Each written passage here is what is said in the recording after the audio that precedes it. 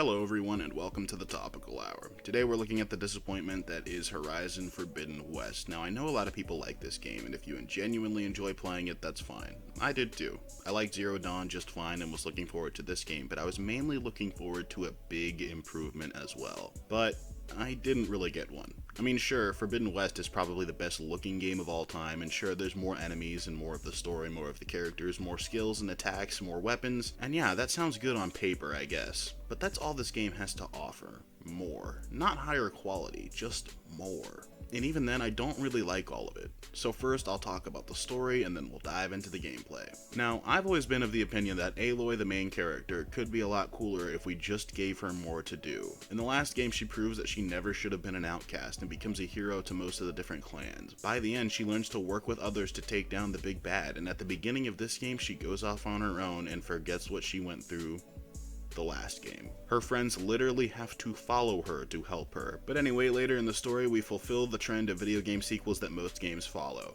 Spoilers for God of War Ragnarok real quick, but a lot of game sequels do a weird thing where they establish a base of operations when the last game was more of a life on the run. The Last of Us 2 does this, God of War Ragnarok does this, COD Black Ops 2 does this, Spider-Man Miles Morales kinda does this. The point is, this game falls into this trap and probably does it the worst, save for The Last of Us 2. It feels unnecessary, it feels forced, it feels annoying to have to explore a new room every time you go there. They tried to add a cool feature where you can customize a room to look like whatever you want from drone footage, and it goes away like as soon as you leave. And that's the base. That is the one spot you'll probably see the most. The side characters are also constantly sitting around doing nothing, playing around with their Bluetooth earbuds. This game also pretends that you did everything in the last game, and that is a very dangerous assumption in an open world game. But whatever, back to the main story. All of the characters are way more bland, at least the previously established ones. Aaron gets next to nothing to do in the entire game, and Varl's death is so clearly on its way that it's a bit of a joke. That said, at the very least, the death is done tastefully, I will say that. And I like that you can sit with Varl, as it were, after he dies. That's the only thing in the story that I found cool.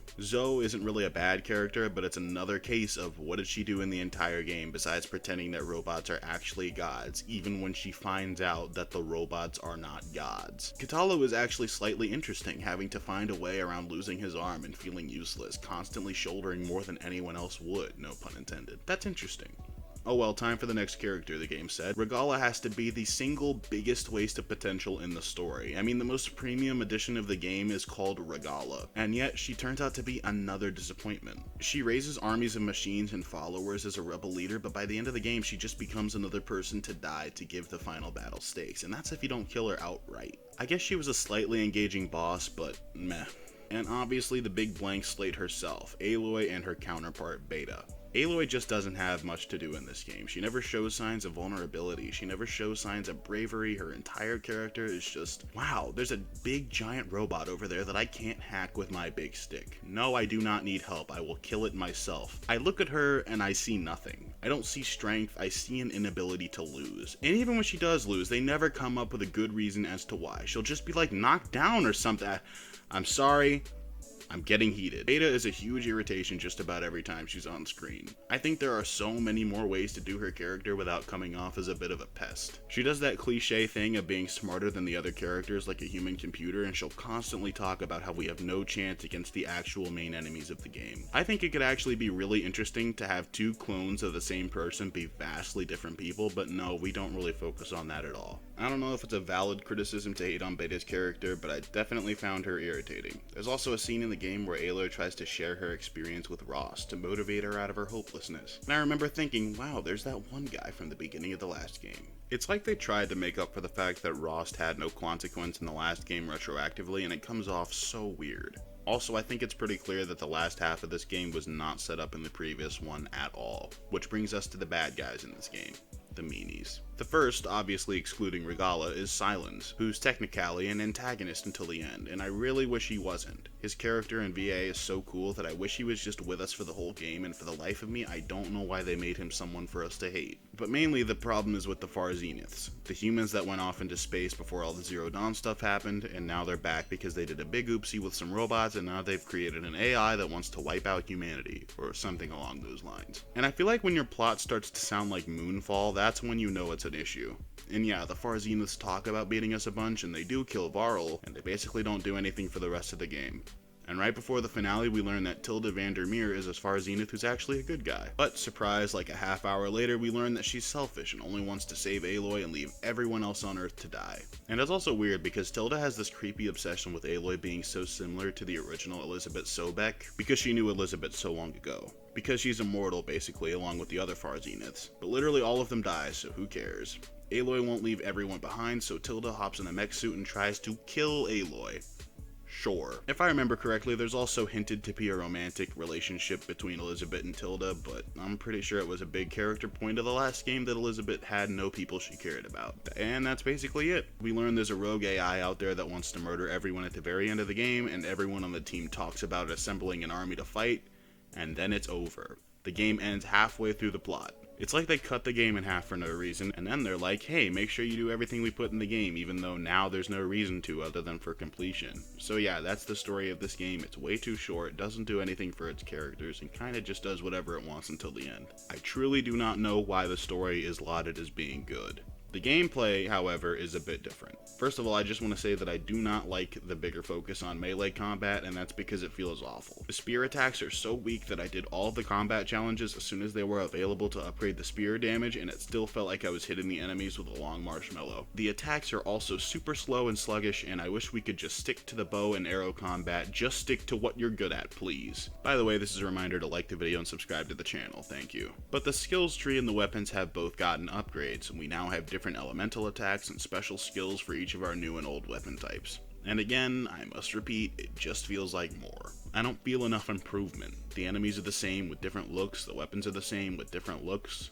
There are these really cool auxiliary moves you can do where Aloy will do a unique animation and will give you a powerful boost or a powerful attack. That's cool. But the human enemies feel basically the same. Honestly, even the world itself feels the same. I don't feel any difference. Great, now I can breathe underwater and glide through the sky with a canonically broken shield. That's fine. I think the one thing that would fix almost every single thing in this game is better progression, and I think the way we add it is 1, we make it so that all of the enemies level up faster, so you have to do side missions for upgrades. 2, we make it so that Aloy levels up much faster. I want to feel every damage and defense upgrade in the game rather than the game just telling me one outfit is better and me just trusting it.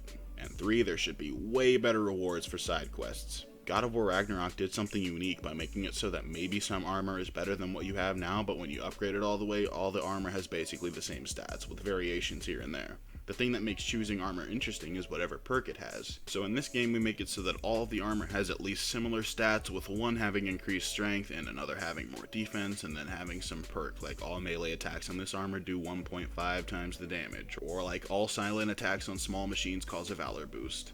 That way there's not a clear best armor set, and it's more about what you want. And this will lead us to doing more side missions, because you never know where you'll find the perfect armor for you. We should lean less into stats and numbers and more into perks and bonuses. Or at least, stats should take a back seat. The last thing that would fix this problem, although it'd be pretty hard to do, is leveling up the side missions with Aloy. More skill points, the machines in each one are harder to kill or are Apex variant. If you get armor or weaponry, have it already be leveled up once or twice. I truly believe the game would give me so much more replayability and have more stakes. I also think the choice to replace elemental potions with a single cleanse potion is not a good idea. I like having different potions for different status effects, but that's just me. I also do not like that there are 3 different versions of every trap in the game: basic, advanced, and elite.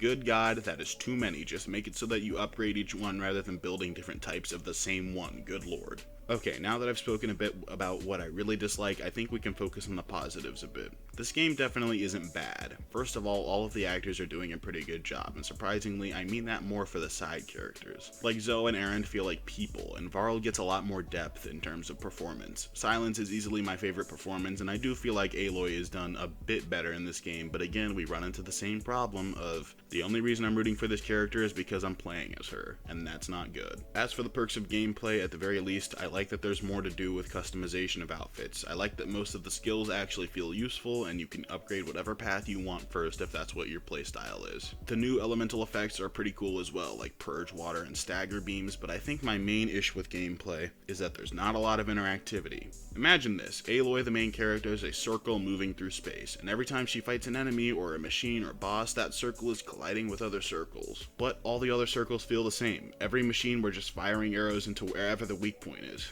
Every human, we go for headshots. That doesn't change throughout the entire game. There are no real shakeups to the combat, and what you see is what you have for the entire game. That said, I still really like this game. I know it's hard to grasp why, but I'll try and sum it up. The story is 1,000,000% a step down from the last, and it's definitely leaning towards downright bad. It's not deplorable, but it's not good. It's short, and it still feels like everything we do is filler. But all of the characters carry it really hard at the very least. The visuals as well are absolutely phenomenal. This is the best game visually made so far in the history of games, and anyone who argues that Red Dead 2 or Last of Us 2 look better can sit down. It's not a contest, this game looks better than either of those. As for the gameplay, I'm a bit more conflicted. I think it's good. It's better than the last game, but it runs into all of the problems that other open world games face at once, and it definitely could have used more ideas. But at the very least, I'm oftentimes more invested in the story of a side mission than the main plot. And that's because this game is a lot more focused on plot than story, what we're doing rather than why. That's why Horizon Forbidden West failed. It's forcing its story way too hard and letting things it's not good at get in the way of things it is good at.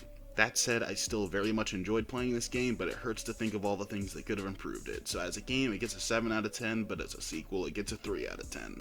If you enjoyed, make sure to like the video and subscribe to the channel. I'd really appreciate the ego boost. Or not, that's fine. Play nice, people. Oh, and also this is your reminder to follow the Topical Hour Twitter. It's out there somewhere. Look for the link under the description. Thank you.